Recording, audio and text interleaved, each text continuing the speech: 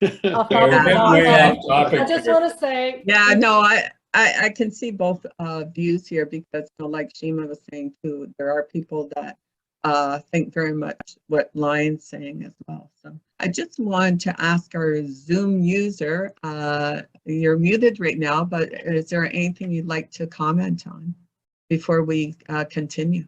Okay. Zoom user has added some comments in the Oh, chat. is that right? Oh, Yeah. okay. My name is Sarah. You guys can call me Sarah. Oh, hi, Hey, Sarah. Yes, Sarah. we were communicating. Okay. Yeah. No, this is a great conversation. To start where Lion just left off is I think that kind of the whole point of just life in general is just like evolution.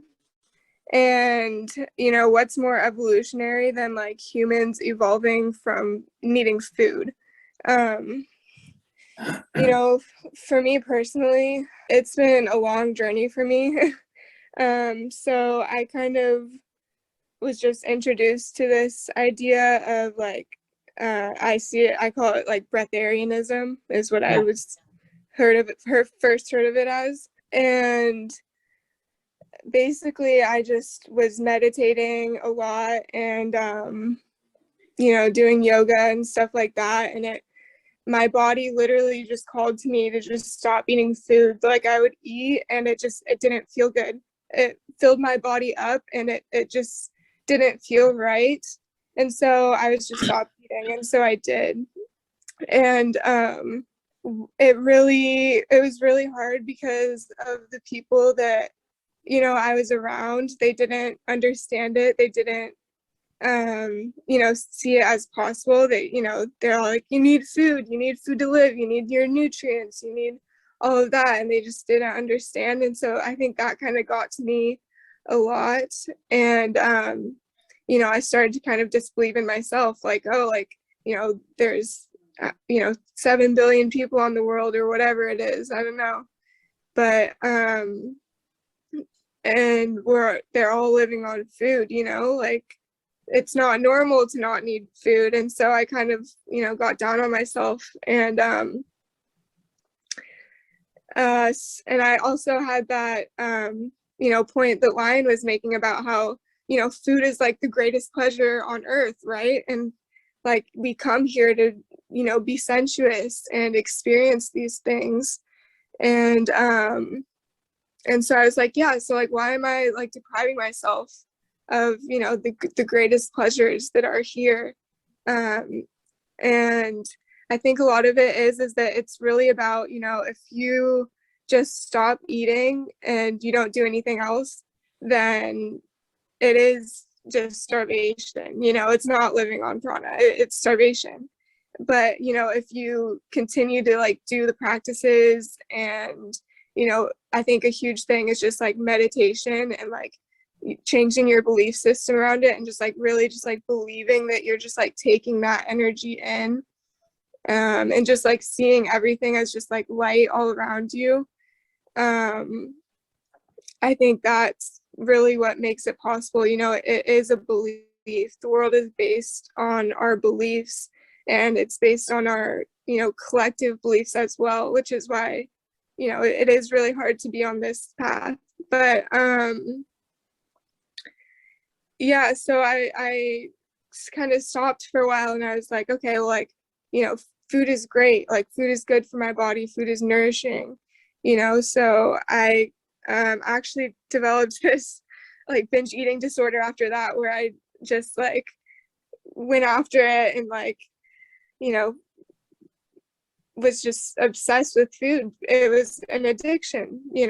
Food is an addiction. And it was me going against my intuition as well, because I'd eat and eat until I was full and it didn't feel good, but I was just addicted to it, literally.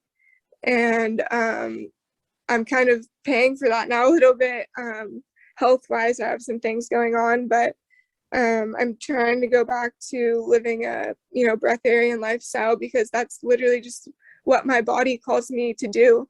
And there's one morning I was waking up from sleep, and I heard that, because that's when I kind of get messages, and I heard, you know, my guide, source, the universe say, they said, how can I fill you up when you're already full? And so it's literally just that. It's like having to give up these like sensuous pleasures, like giving up certain things in search for like a higher fulfillment is really just what I see it as. So yeah, I think, yeah, go ahead. Continue. No, that's all I really had to say. Yeah. And when you went through the first stage in that, it was a natural process for you. You just felt that your body didn't need food anymore, right? Yeah. But you felt society's pressure that you had to fit in and do certain things, right? And that is the problem with it, right? Yeah, because you automatically want to say, oh, you know, you have this condition, that condition, right? The label on. Sarah? Oh, you've frozen on us. Right. Yeah. That's the hardest part, is just like being so kind of impeded by it. Like we were saying earlier, is how you know, food is such a big part of society, and it's, you know, it's not a bad thing at all, but I think that humans just are evolving, and I think that in the future, and like future generations, breatharianism is going to be a lot more common. And I think, you know, I don't know how long it'll take, but I think eventually, you know, humans will be living as a species without food. And I think especially the way too that we're evolving with climate change, and like with, you know, everything that's going on, all the issues that we have with our food systems, I think it's gonna have to become more of a reality whether we like it or not. And I think a lot of people are gonna have to get used to it and live without food, you know, maybe like increments at a time. I think people are gonna have to start really, you know, trying to, I think we think that we need a lot more than we do, first of all. Yeah, I was just saying about how like with like climate change and like everything that's going on in the world, like I think a lot of our food sources are going to be depleted. And I mean, it's hard because there are people in other countries, you know, that are living that way, that don't have access to food. And because they see it as suffering, they're not able to access that prana, is kind of what I'm thinking.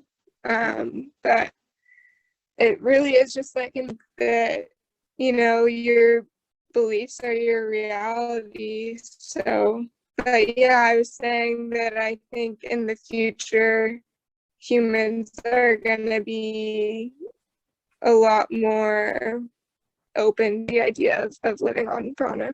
All right.